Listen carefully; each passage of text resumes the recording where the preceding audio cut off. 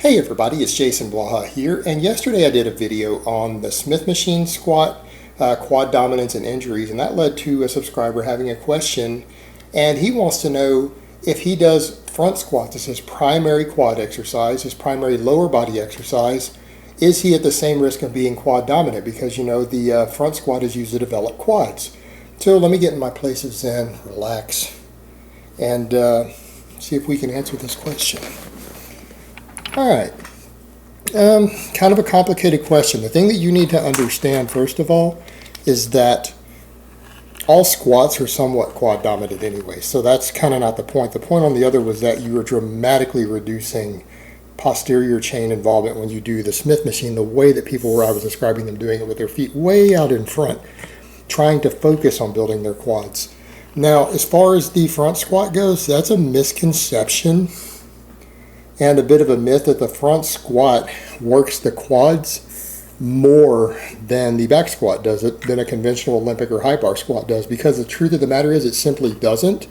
And in fact, if your thoracic erectors and your core are a weak link for you, it will work your quads even less. The front squat doesn't actually work or change, that's the work isn't the term, it doesn't change the ratio of quad to hamstring and glute involvement compared to the regular back squat. That's again a misconception there. It's not actually true. So you're at no more risk of being quad dominant from doing a front squat than you are from doing a regular high bar squat. So again, a bit of a myth there. Generally though, your weak link on the front squat is going to be your thoracic erectors in your back, the thoracic region of your back, and your core. That's why it's a fantastic exercise for developing these.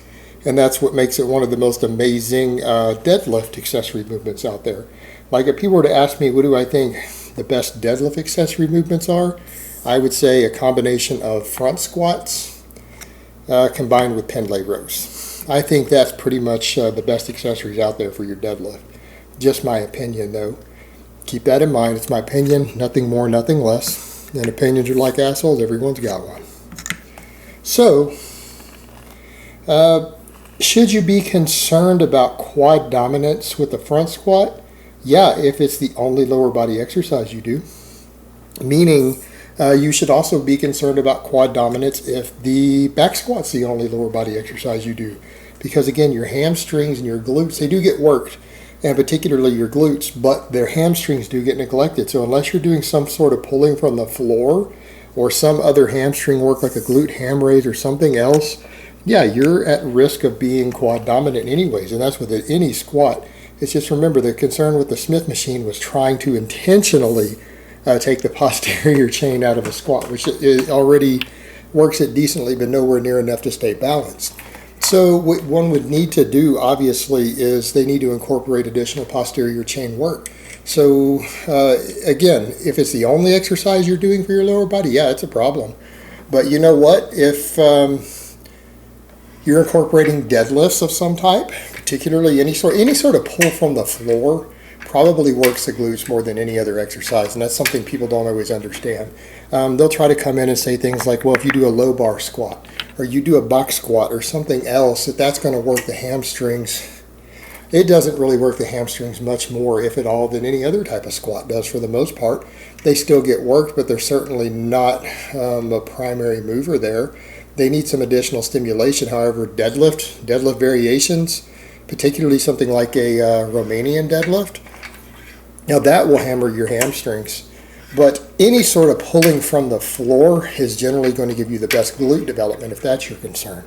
But we're not talking about glute development here. We're talking about muscle imbalances that cause you to injure your knees, which was the whole point of the other conversation. Too many people who work on just show muscles tend to be too quad dominant because they focus on the quads too much and the hamstrings not enough, to the point to where they start taking compound movements and try to find ways to remove the hamstrings further from a compound movement. Worst thing you could possibly do for injury prevention. And then again, they're just focusing on their show muscles. And you know what? The truth is, even those guys, if they were to just work more on their posterior chain in general, they would look more balanced. They would do better in their competitions. And again, I'm not a bodybuilding fan, but I do understand that muscle balance does matter in bodybuilding. And you show up there with no hamstrings, or no glutes, you're definitely going to get scored down. So people who have that goal really should be focusing a lot harder on their posterior chain, a lot more deadlifts, a lot more deficit deadlifts, a lot more Romanian deadlifts. Those things will build your posterior chain like nothing.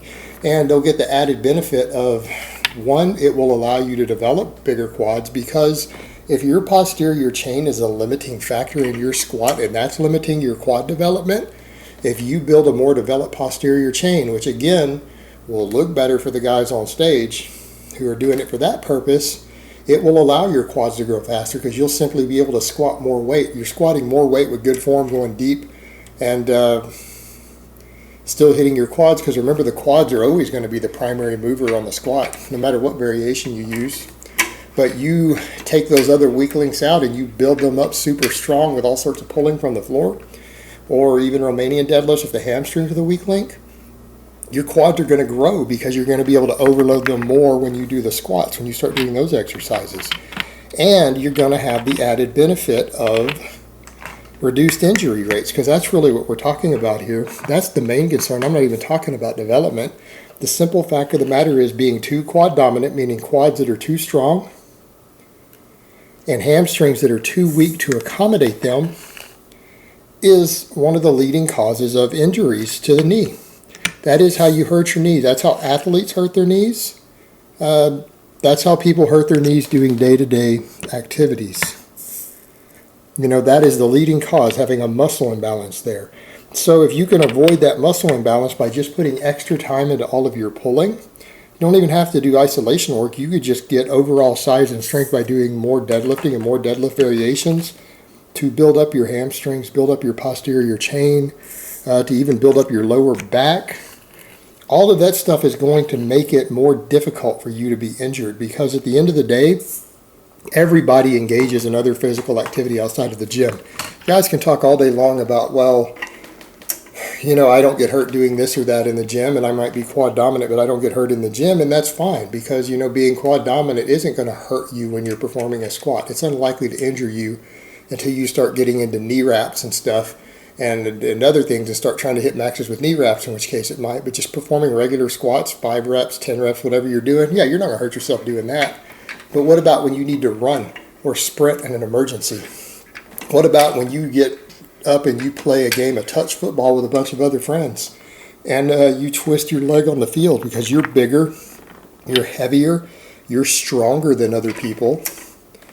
You're putting more load on that knee, and you have more power in your quads than other people. It is easier for you to side shift and load that in such a way as to damage the knee joint, just when you're performing other fun physical activities. Because if you're going to be in shape and you're going to work out, odds are you're going to want to be physically active in other ways, right? I mean, what's the point of being fit if you're just going to sit around and not do anything physical ever of any type?